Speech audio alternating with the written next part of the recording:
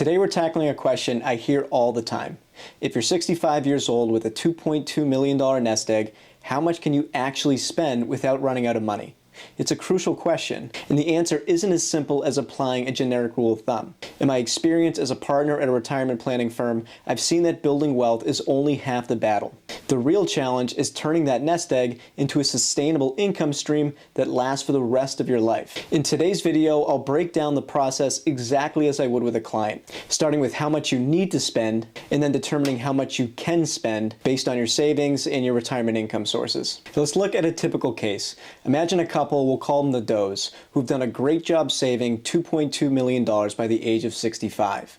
Like many pre-retirees, they're concerned about outliving their money or being forced to limit their lifestyle in retirement due to market fluctuations or rising healthcare costs. All right, so let's take a look at their assets. So this is their net worth statement that you can see on your screen. At the top, you have your taxable non-retirement accounts. So these are any accounts that basically aren't in a 401k or an IRA or a Roth IRA. They're non-qualified is the technical descriptor there. They have around $300,000 in bank savings and then $300,000 in taxable investments. Below that, they have their retirement accounts, and that would be anything that's tax deferred or Roth. In their case, they have all pre-tax money, about $1.6 million spread across various retirement accounts. So for a total, they have $600,000 outside of retirement accounts. They have $1.6 million in retirement accounts for a total financial net worth of around $2.2 million.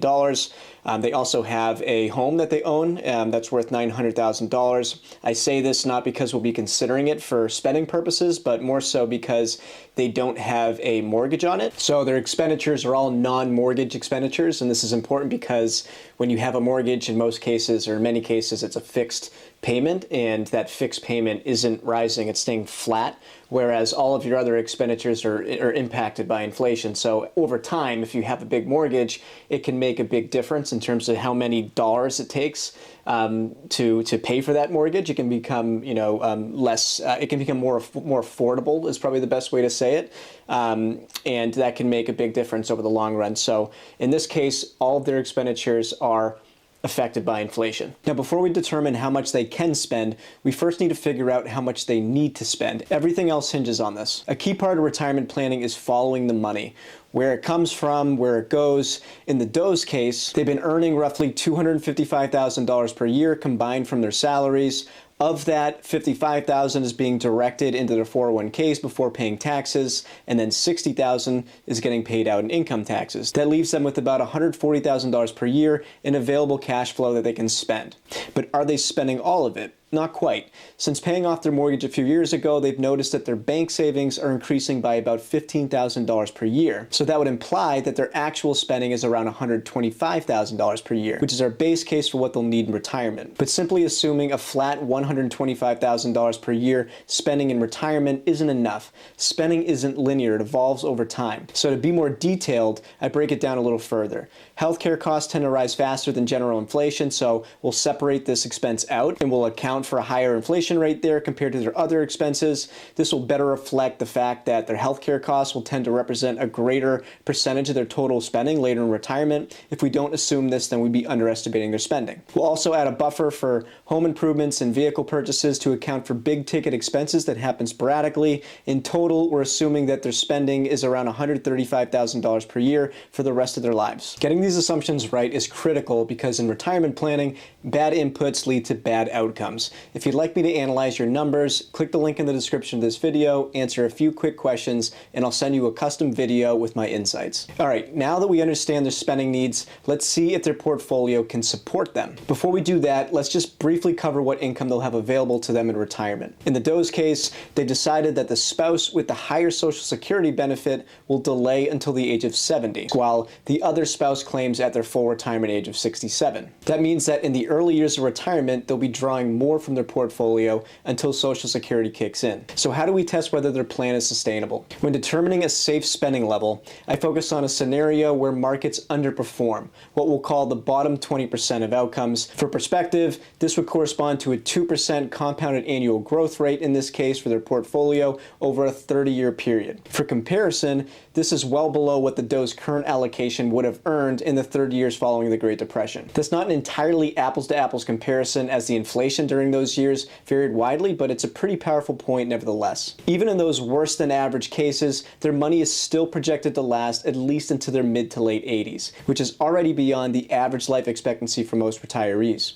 On top of that, this assumes no reduction in their spending over time, even though in reality, most retirees naturally spend less as they age, especially on discretionary expenses like travel and entertainment. This means that the actual risk of the does running out of money is even lower than what these projections suggest. So far, things look solid, even under unfavorable market conditions. Their money still lasts into their mid-90s. In a more typical scenario, they'd even leave behind $1 million plus estate. Now that we've confirmed that they can retire without worry, let's explore what happens if they dial up their lifestyle a bit, say an annual week in southern Italy or gifting to their kids. Adding $10,000 per year in extra spending, their worst case outcome still has them with money into their late 80s to early 90s. Adding $20,000 per year, a total of $155,000 per year in spending, now things start to look a little bit risky. Their money is projected to run out by their mid 80s, when there's still a high probability that one of them will be alive. And remember, this assumes spending stays constant, which isn't always realistic, but it's not something that we want to rely on, especially with the potential cost of long-term care. If one spouse needs custodial care in their early 80s, that could significantly impact their portfolio. In the average case, this additional cost means that their funds would be exhausted by their late 80s. This highlights why spending flexibility matters. While they can afford to spend more now, they also need to plan for unexpected costs later. So in summary, the does can retire comfortably with their $2.2 million financial assets, spending $135,000 per year,